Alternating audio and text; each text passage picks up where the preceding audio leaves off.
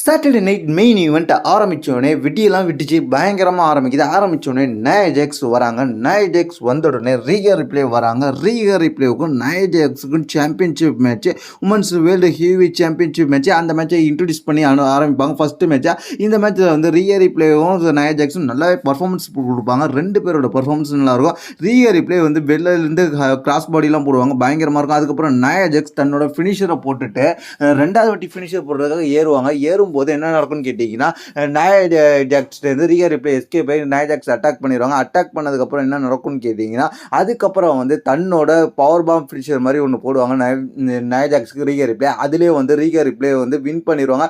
Win பண்ணி தன்னோட சாம்பியன்ஷிப்பை retain பண்ணிட்டு போயிட்டாங்க. சாட்டர்டே நைட் மெயின் ஈவெண்ட்டில் ஃபர்ஸ்ட் மேட்ச் இதுதான் நடந்துச்சு. ஃபர்ஸ்ட் மேட்ச் உமன்ஸ் மேட்சை முடிச்சு விட்டுட்டாங்க. அடுத்தது சேமஸ் வர்றாரு. சேமஸ்க்கும் பேரன் பிரேக்கருக்கும் ஒரு மேட்ச். அந்த மேட்ச்சுக்காக சேமஸ் ஃபஸ்ட்டு என்ட்ரன்ஸ் கொடுக்குறாரு. சேமஸ் என்ட்ரன்ஸ் கொடுத்தோன்னே அதுக்கப்புறம் பேரன் பேக்கர் வருவார். பேரன் பேக்கருக்கும் சேமஸ்க்கும் மேட்ச் ஸ்டார்ட் ஆகுது. இந்த மேட்சை பொறுத்த வரைக்கும் ரெண்டு பேரோட பர்ஃபார்மன்ஸ் நல்லா இருந்துச்சுன்னு கேட்டிங்கன்னா நல்லா இருந்துச்சு. சேமஸோட பர்ஃபார்மன்ஸ் நல்லாவே இருந்துச்சு. சேமஸ் ஜெயிப்பார்ன்ற மாதிரி நம்ம எதிர்பார்த்தோம். சேமஸ் என்ன பண்ணிருக்கீங்க, ஒரு இடத்துல வேகமாக ஓடி அந்த பேரன் பிரேக்கரை தூக்கி அப்படியே வந்து ரிங் பெல் அடிக்கிற சைடில் ஒரு சேர் இருந்துச்சு, அந்த சேர்லேயே தூக்கி விட்டெறிவார். பயங்கரமாக இருந்துச்சு.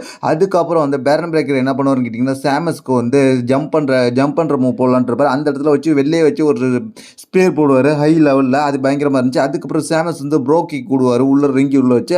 அந்த ப்ரோ கிக் வச்சு முடிச்சிடலான்ற மாதிரி பார்ப்பார். சேமஸ் வின் பண்ணிடுவார் தான் நம்ம நினைப்போம். ஆனால் வந்து ரோப் சைடில் இருந்ததுனால பேரன் பேக்கர் ரோப் மேலே கால் வச்சதுனால அந்த ப்ரோ கிக்கை தடுத்து விட்டுருவாரு. அதுக்கப்புறம் என்ன நடக்கும்னு கேட்டிங்கன்னா, சேமஸ் இன்னொரு ப்ரோ கிக் போட வரும்போது அவரால் முடியாது. அதுக்கப்புறம் என்ன பண்ணுவார்னு கேட்டிங்கன்னா, ரன்னிங் நீ விடுவார். அதுக்கப்புறம் வந்து விட்டுட்டு இன்னொரு ப்ரோ கிக் போடலான்ட்டு முயற்சி பண்ணுவார். அதுலேருந்து பேரன் பேக்கர் எஸ்கேப் ஆகி ஒரு ஸ்பியரை வைப்பார்.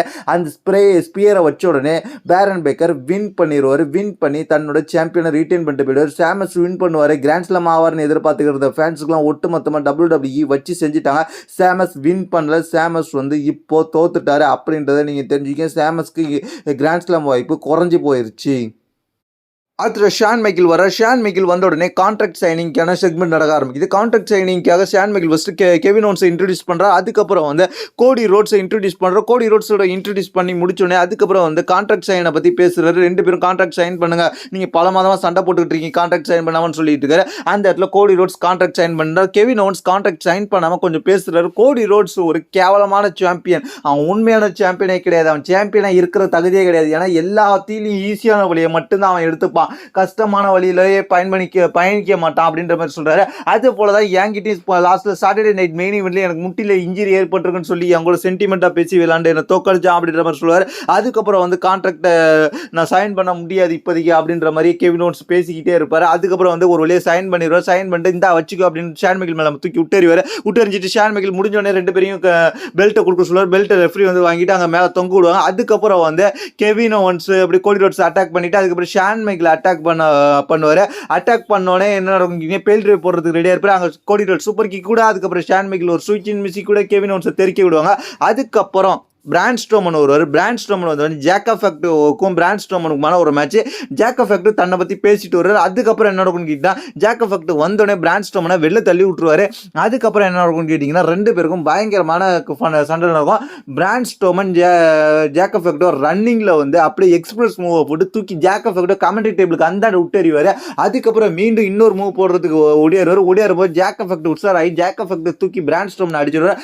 அடிச்சதுக்கப்புறம் உள்ள ரிங்குள்ள கூட்டு போய் அந்த டர்ன் பக்கெட்டில் வச்சு அந்த கார்னரில் வச்சு கிட்டத்தட்ட ரன்னிங் மூவை போட்டு ரன்னிங் வந்து இடிக்கிற மூவை போட்டு பயங்கரமாக இருக்கும். கிட்டத்தட்ட ஒரு 7 வாட்டி போட்டார். ரெஃப்ரிலாம் தடுத்து பார்த்தாரு ஜாக் எஃபெக்ட் கேட்குறதால. ஏன்னா பிராண்ட் ஸ்ட்ரோமனுக்கு அந்த விதத்தில் ஒரு முடியாத மாதிரி ஆகிட்டு பிராண்ட் ஸ்ட்ரோமன் பயங்கரமாக சோர்ந்து போயிட்டார். அவர் தொடர்ச்சியாக போட்டுக்கிட்டே இருந்தார். அவர் கண்டினியூ பண்ணிட்டு இருந்து அப்புறம் தடுக்க வந்த ரெஃப்ரி அடித்து வெளில தள்ளி விட்டுட்டு அதுக்கப்புறம் போட்டார். அதுக்கப்புறம் வந்து ஸ்டீல் சேரை எடுத்து அடிக்கலான்னு பார்ப்பாரு. அங்கே வந்து செக்யூரிட்டி கார்ட்ஸ்லாம் வருவாங்க. செக்யூரிட்டிஸ்லாம் வந்து என்ன பண்ணுவாங்கன்னு கேட்டிங்கன்னா போடக்கூடாது அப்படின்னு சொல்லுவாங்க. அதையும் கேட்காம செக்யூரிட்டிஸ்க்கு அடியை போட்டு அதுக்கப்புறம் வந்து பிராண்ட் ஸ்ட்ரோமனை இழுத்து என்ன செஞ்சிருப்பாங்கன்னு கேட்டிங்கன்னா நடுவில் போட்டு அதுக்கப்புறம் மூன் சால்ட் மூவை போடுவார். மூன் சால்ட்டை ஒன்று போட்டோன்னே பிராண்ட் ஸ்ட்ரோமனை பாதுகாக்கிறதுக்காக டீம்லாம் வந்து வெளில போக சொல்லுவாங்க. ஜாக் எஃபெக்ட்டை பிடிச்சி இழுத்துட்டு போங்க, ஏன்னா பிராண்ட் ஸ்ட்ரோமனுக்கு அதுலேயே ரத்தம் வர ஆரம்பிச்சிடும். ஜாக் எஃபெக்ட் பிடிச்சி இழுத்துட்டு போயிட்டு பிராண்ட் ஸ்ட்ரோமை காப்பாற்றிடலான்னு பார்ப்பாங்க. ஆனால் ஜாக் எஃபெக்ட் வந்து திருப்பி விடாமல் ரெண்டாவது வந்து மூணு சால்ட்டை போடுவார். அதுக்கப்புறம் வெளில வந்து டேமேட்டோங்க வந்து கூட்டு போவார். டேமேட்டோ கூட்டு போனோடனே திருப்பி உள்ள ரிங்குள்ள வந்து அப்போ ஒரு மூணு சால்ட் போடுவார். மூணு சால்ட் போடுவார். அதுலேயே வந்து பிராண்ட் ஸ்ட்ரோமன் டெஸ்ட்ராய்டர் பிராண்ட் ஸ்ட்ரோமனுக்கு மூஞ்சிலேருந்து ரத்தம் வர மாதிரி அங்கே காமிப்பாங்க. பயங்கரமாக இருந்துச்சு இந்த சாட்டர்டே நைட் மெயின் இவெண்ட்டில். ஆனால் இவங்களுக்கான ஃபியூடு தொடரும் இனிமேல்ட்டு அப்படின்றது தெரிஞ்சுங்க. ஃபைனலாக நம்ம இந்த சாட்டர்டே நைட் மெயின் ஈவெண்ட் வந்துருக்கோம். இந்த சாட்டர்டே நைட் மெயின் ஈவெண்ட்டில் என்ன நடந்துச்சுன்னு கேட்டிங்கன்னா, ஜே இசோ வர்சஸ் கந்தர் இவங்க ரெண்டு பேருக்கான வேர்ல்டு ஹெவி சாம்பியன்ஷிப் மேட்ச். அந்த மேட்சுக்காக ஃபர்ஸ்ட் ஜே இசோ வரார், அடுத்து கந்தர் வரார். கந்தர் வந்த உடனே ரெண்டு பேருக்கும் மேட்ச் ஸ்டார்ட் ஆகுது. கந்தர் சாப் கொடுக்க, ஜே இசோ வந்து நக்கல் பஞ்ச் கொடுக்க, ரெண்டு பேருமே பவராக பண்ணிட்டு இருந்தாங்க. ஆனால் வந்து ஜே இசோ வந்து கொஞ்சம் டயர்ட் ஆகிட்டார். ஏன்னா கந்தர் கொடுத்த சாப் அந்த அளவுக்கு பயங்கரமாக இருந்துச்சு. ஒவ்வொரு சாப்பும் தரமாக வச்சு செஞ்சார். அதுக்கப்புறம் வந்து கந்தர் ஒரு கட்டத்தில் வந்து ஜே இசோவுக்கு தன்னோட பவர் பாமை போட்டு பின் பண்ணி பார்க்குறாரு. ஆனால் கந்தர் போட்ட பவர் பாமை ஜே இசோ கிக் அவுட் பண்ணிடுறாரு. அதுக்கப்புறம் வந்து ஜே இசோ ஒரு ஸ்பியரை போடுறாரு. ஸ்பியரை வந்து கந்தர் வந்து பின் பண்ணும்போது கிக் அவுட் பண்ணிடுறாரு. அதுக்கப்புறம் வந்து என்ன நடக்குதுன்னு கேட்டிங்கன்னா, ஜே இசோ இதெல்லாம் அவனுக்கு பத்தாதுன்னு சொல்லி ஒரு சூப்பர் கிக்கு போடுறாரு. கந்தர் பவர் பாம் போடுறத அதை வந்து எஸ்கேப் போய் அதுக்கப்புறம் கந்தருக்கு ஒரு சூப்பர் கிக் வச்சு அதுக்கப்புறம் ஒரு ஸ்பியர் போட்டு அதுக்கப்புறம் ஒரு ஃபிளாக் பிளாஷ் போட்டு முடிச்சுட்டாருன்னு நம்ம நினைச்சோம். ஆனால் வந்து கந்தர் அதுலேருந்து எஸ்கேப் ஆகிட்டார். கந்தர் அதுலேருந்து எஸ்கேப் ஆகி அதுக்கப்புறம் வந்து என்ன பண்ணுவாருன்னு கேட்டிங்கன்னா, கடைசியாக ஃபைனலாக கந்தருக்கு வந்து ஜே இசோ மூணாவதாக ஒரு ஸ்பியர் போட்டு மேட்சை முடிக்கலாம் அப்படின்ற மாதிரி எதிர்பார்க்குற நேரத்தில் என்ன நடந்துச்சுன்னு கேட்டிங்கன்னா, அங்கே தான் ட்விஸ்ட் நடந்துச்சு. கந்தருக்கு ஜே இசோ ஸ்பியர் போட ரன்னிங்கில் வரும்போதே அதை அப்படியே தூக்கி பவர் பாமாக கனெக்ட் பண்ணிட்டாரு கந்தர் ஒரு பவர் பாம் போட்டால் இவனுக்கு பத்தாதுன்னு சொல்லி ரெண்டாவதாக ஒரு பவர் பாம் போட்டார். அந்த ரெண்டாவதா பவர் பாம்பில் தான் கந்தர் வந்து இந்த மேட்சை வந்து முடிச்சிட்டாரு. இந்த மேட்சை முடிச்சோடனே ஜே இசோவை அட்டாக் பண்ணாருன்னு பார்த்தா, ஆனால் ஜே இசோ அட்டாக் பண்ணல. ஜே இசோ கொஞ்ச நேரம் நின்று பார்த்துட்டு அதுக்கப்புறம் அந்த இடத்துல இருந்து கிளம்பிட்டாரு. இந்த மேட்சை பொறுத்த வரைக்கும் கந்தர் வின் பண்ணி தன்னோட சாம்பியனை ரிட்டைன் பண்ணிட்டாரு. இதுதான் இந்த சாட்டர்டே நைட் மெயின் ஈவெண்ட்ல நடந்துச்சு. இதை பற்றி உங்களுடைய கருத்து என்னது கீழே உள்ள கமெண்ட்ஸ் பண்ணுங்க.